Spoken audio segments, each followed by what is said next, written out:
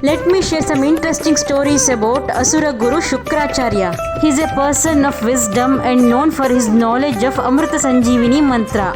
He got it from Shiva. It's the secret knowledge of bringing the dead back to life. Initially, he studied under sage Angirasa, the father of Brihaspati. But he left it because he felt the sage is doing favorism to his son Brihaspati. Shukra continued his studies with sage Gautama. Later, he became guru of all demons, Asura Guru. You know Yayati Devyani story? Devyani, daughter of Shukracharya, Sharmishta, daughter of Asura king Vrushaparva, were childhood friends. They were all playing in the pond. Shiva and Parvati happened to pass by. Upon seeing them, girls became shy, started covering themselves with cloths. In the hassle, Devyani put on Sharmishta's clothes unknowingly. Enraged, Sharmishta told Devyani, "How dare you? As the daughter of our priest, how could you wear the garment of a princess?"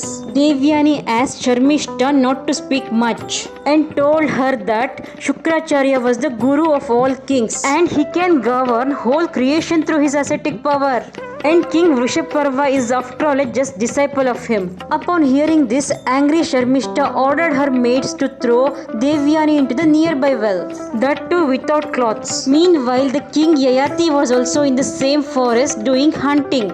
He came near to this well to have some water as he was thirsty. Seeing the girl drowning in the well, he saved her life, but he saw her naked. Devyani was extremely embarrassed and covered herself with some cloths. Weeping, she went to Shukracharya and narrated the whole incident. Shukracharya lost his cool and decided not to live in the country anymore. Vishaparva knew if Shukracharya became angry, destruction of kingdom was inevitable. He pleaded for forgiveness. Shukracharya asked him to satisfy the wish of humiliated daughter Devyani. The king obliged humbly and asked Devyani, to which she replied that Sharmishta should serve her as maid for the rest of her life. Sharmishta accepted all of this to save her kingdom and family.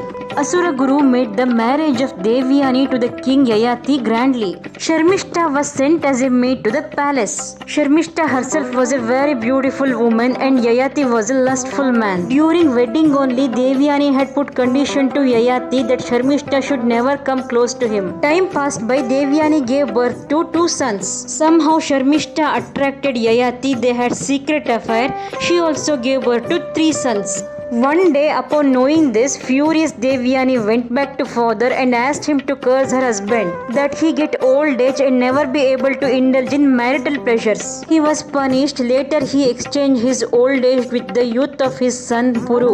This was the solution of Shukracharya for reversing the curse upon Devyani's request. Still, Yayati didn't have any satisfaction whatsoever. So finally, he renounced the worldly pleasures and surrendered to God. He learnt the knowledge that there is no contentment in the worldly pleasures. The story is long, but the truth is eternal.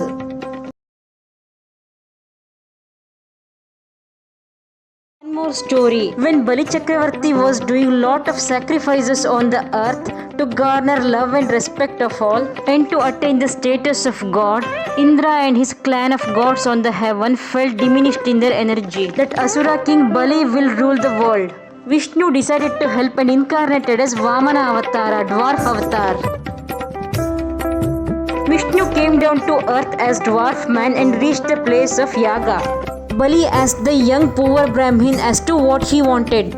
Vamana asked the Bali to give land or space covered by just 3 steps of his. All asuras howled in laughter, but Asura Guru identified him as Vishnu.